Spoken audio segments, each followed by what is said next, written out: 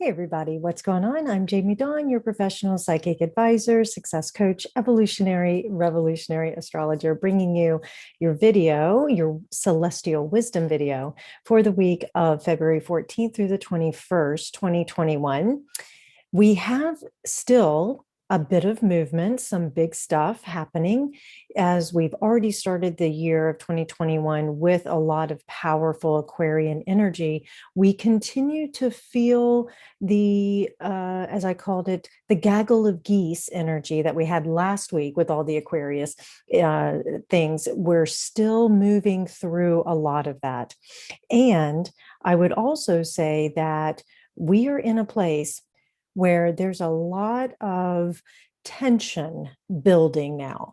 And some of us may have felt it with that stellium of Aquarius energy, because when the planets are all together like that, very often one can dominate the other and not even be consciously aware of it. It's almost like Venus thinks she's Jupiter and Jupiter thinks that he is Saturn, and and the sun thinks it's the moon, and anyway, so it's this whole influence and expression, and it just really depends on the moment and the energy of the day, of what's happening in our own personal lives. And of course, with the Aquarian theme, it's what's happening in the collective, in our humanitarian vibration.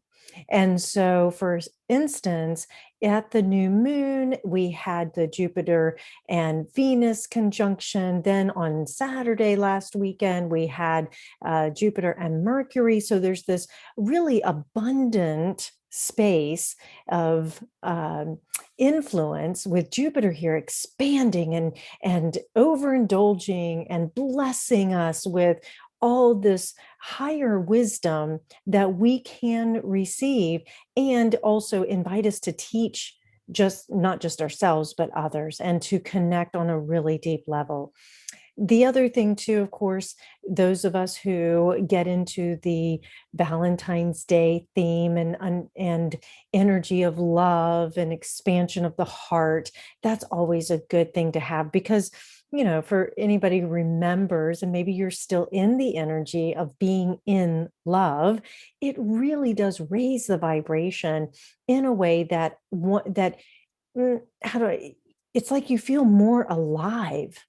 Everything seems more vibrant, everything seems more heightened, and it's almost like you can't sleep, you can't eat, not because you don't want to, but because you have so much more energy.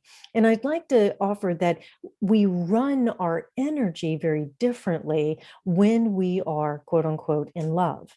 Now, the invitation is that we can be in love with humanity. We can be in love with life.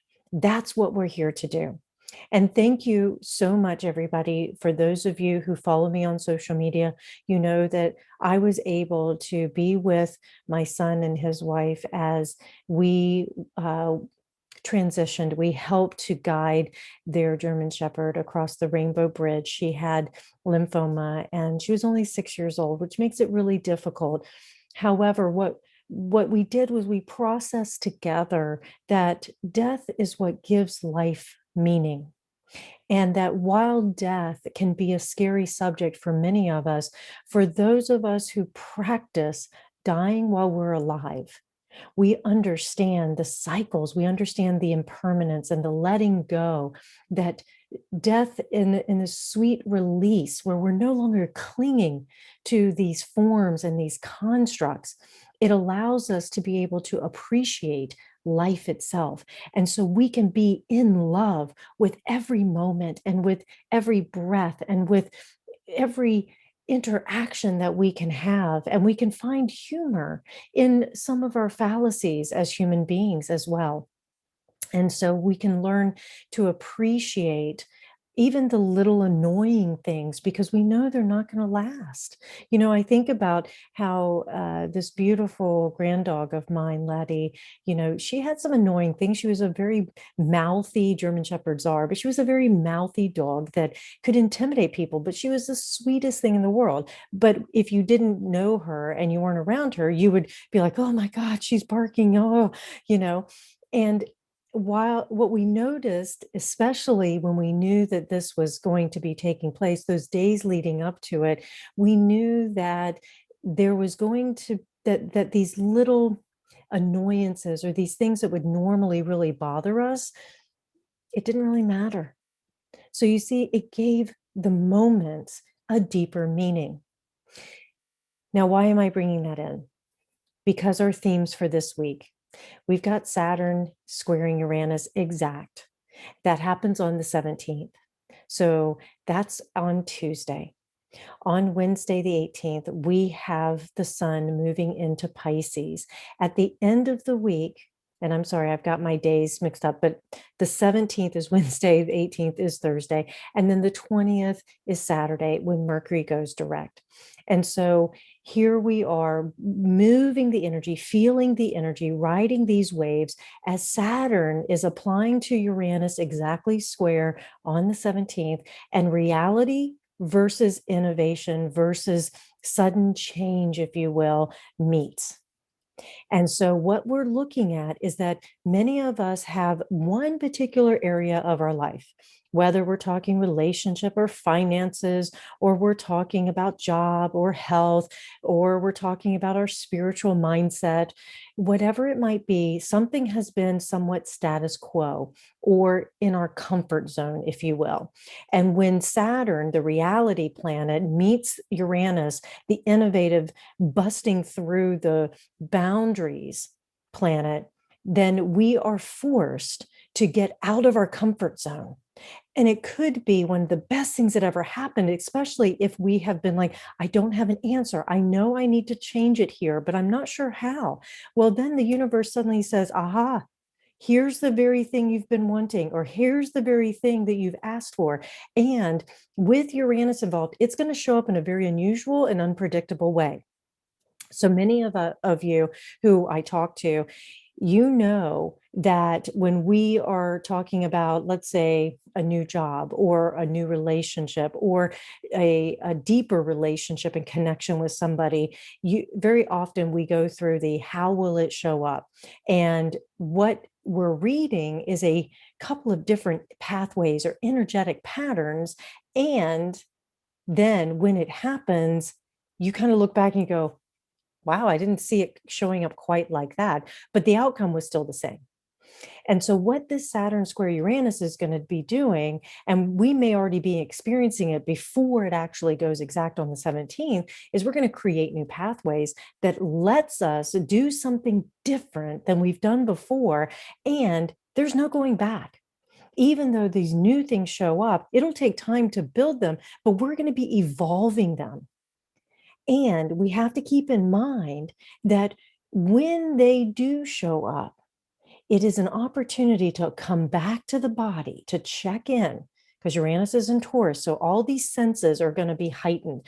For those of you who really hone in on your intuitive nature, notice if you get a sudden idea or you hear something from out of the blue, or you feel something in the body that you just have that deeper knowing. And when that shows up, it's important to let go of trying to control how it is manifested and start following those cosmic breadcrumbs, trusting the intuition. Go on an adventure for adventure's sake. Also, word of caution.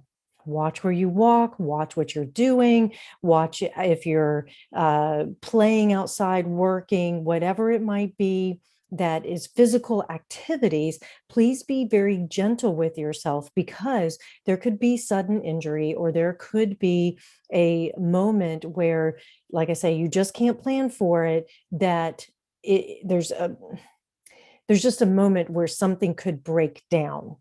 And it doesn't necessarily have to be the physical body. It could be a breakdown in communication. It could be a breakdown in the way that ideas are transmitted. Remember, Mercury is still retrograde and it doesn't go direct till Saturday. And even though it goes direct on Saturday, we're going to be in that shadow until March 13th. So that means it's not going to be at full power. So if we're working with this idea of communication, this is a week where you may get this brilliant idea and you want to put it out into the world, or you want to communicate it with, a partner, loved one, whatever, and they just don't get it. But if you can hang tight and find new ways to reframe it and set it up in a different way, it actually can be of great benefit. The thing is that when you may have this feeling of it breaking down, it's not necessarily a time for us to panic. It's a time for us to step back and look at it from a different angle. That's the invitation. Now, we have extra support also this week with the sun in Pisces, and the moon will be canoodling Mars on the 18th.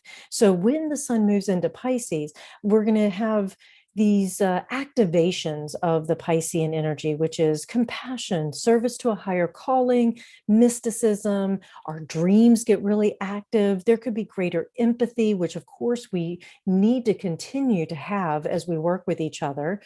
But the shadow is we could also have unrealistic expectations or rose-colored glasses. So if you are in a new relationship or a new job, remember that not everything is as it appears to be. So take your time. With the moon canoodling Mars this day, it also could activate great passion. So you could be very enthusiastic about wanting to help and be of service. But as I mentioned before, help is not help if it's not asked for. So please pay attention if the ego gets a little overinflated and thinks it knows what's best for you or the situation or someone else, and step back and just remember that yes, it's good to heal and it's good to be available, but our job as healers is to create the container and hold the container for the healing to take place, for allowing the inner wisdom of the person or the group to rise up in the middle of it. And then together we come up with a common solution. The other thing that I love about when the sun moves into Pisces later in this week is that we get to have some experiences beyond these human constructs. So even though that beginning of the week could have that tension between Saturn and Uranus, and this whole like, reality is meeting this sudden change, which isn't always comfortable, especially if we didn't ask for that change. Well, with the sun in Pisces, we have a greater ability to respond when it comes to understanding a particular situation or another person, because we can come from a very empathic place, meaning we put ourselves in somebody else's shoes. We can maybe feel what they're feeling, or even, I will tell you, those of you who connect with me and you understand, this telepathic communication kicks in, and you can intuitively, telepathically hear, feel, sense what the situation needs or what somebody else needs. And that can be very comforting. I would say a lot of comfort may be required. So when we're comforting someone, we ask them, what do you need? Those of you who are hands-on healers, you know this. You never step into somebody's energetic field and do healing work without asking permission. Why do we do that? Because we all have agency. Also, because we could end up going down a path that isn't really what they need. And because we're then projecting our agenda onto the situation or the person. So it's really important that we ask permission. Now, the challenge also, we have Venus squaring off with Mars at the end of the week on the 19th. And so there could be this robust appetite for life, which I love, because as I was talking about before, death is what gives life meaning. Let's be in love with life, love with each other. And when I say in love, I don't mean it from the lustful place, even though that could be activated, but more from the that agape place of we're all one. And how do we stay inspired? We may feel this great sense of inspiration at the end of the week to be able to say, I just want to share all this with you. So I have this robust appetite for life. Everything seems to be illuminated in this really bright and artful, imaginative way. Now, with the Venus squaring off with Mars as well, we will most likely have a desire to feed our senses. And that could take over from the logical aspects or logical conclusions, especially when it comes to our relationships and finances. Now, the gift of a Venus squaring Mars, and those of you who have it natally, you understand too that there can be that sexual tension that builds, that challenges you in relationship or with yourself. And then, there's the whole makeup sex. Yay! That's always exciting. But remember that when tensions run high, especially when we're challenged with differing and strong opinions, it's amazing to me how much we get activated when an opinion varies from ours, or somebody says something that offends us, right? And we take it so personally. And then all of a sudden there's this big blow up that happens. Yet, if we stay with it and we come back to the compassion, and we come back to the healing, and we come back to the imagination and inspiration and empathy, we can have great makeup sex. And we can also find how resources can be shared and used in a way that feels beneficial to the situation, to ourselves.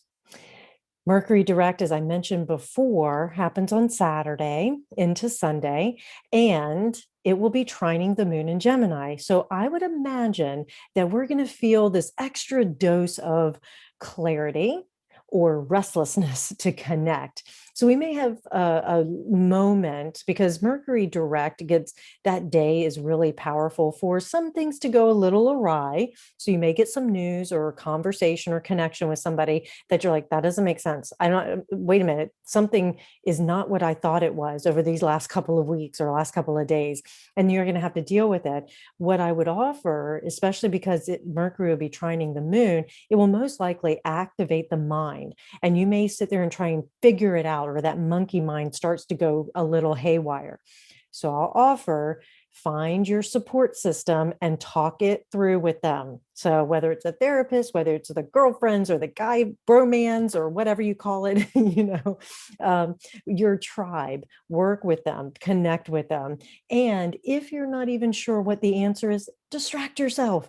Go out, do something in nature, do something for fun, laugh, carry on, maybe set aside the solution. Ask yourself, can this wait 24 hours? And the reason I say that is the emotions will move. Remember, it's like Mother Nature, they will change. And so give yourself a good 24, 48 hours. If you don't have to immediately deal with it, step back, deal with it later. And then what you'll find is that as you've connected with your support system, with your tribe, that you'll actually listen, if you can, deeply to your intuition. Spirit has this wonderful way of giving you just what you need. And then suddenly, like lightning bolt, because we're dealing still with a lot of Aquarius energy, this lightning bolt of idea or solution pops in, and you're like, why didn't I think of that? It just wasn't the right time. So please keep that in mind as well. Don't wrestle with the time. Allow time to be fluid, just like your mind. I'll remind you of that quote that I love so much that one of my teachers says, which is, blessed are the flexible, for they're never bent out of shape. And we need that more than ever during this Aquarian time that we're still in, and we're going to stay in for a little while longer. 2021 has its Aquarian challenges. So remember, it's a fixed mental sign. So it's going to get us really fixed in some of our ideas. And so blessed are the flexible, for they're never bent out of shape. We want to keep opening and expanding the mind so that we can invite opinions, so we can invite education, so we can invite ourselves into a greater awareness. And then when we're making final decisions, come back to trusting yourself, come back to trusting the body, and to always align with your values and what's true for you. And this is where spaciousness, and I love the Piscean energy for that, because Pisces are really good about creating space. Let the spaciousness be there, because it does have a wonderful way of allowing other things to come in. If you get caught up in the minutia, in the little things, and you notice this, and you notice that, oh no, Chicken Little, the sky is falling, my life is over, step back and create space and allow the reality of what was to sort of disintegrate, and then see what new information drops in that may support you. All right, you guys, I hope this video helps. Thank you so much for liking, commenting, subscribing. Also find me at jamiedawn.com. I'm here to support however I can, and I look forward to connecting with you anytime. So take care, everybody. Have such a good week.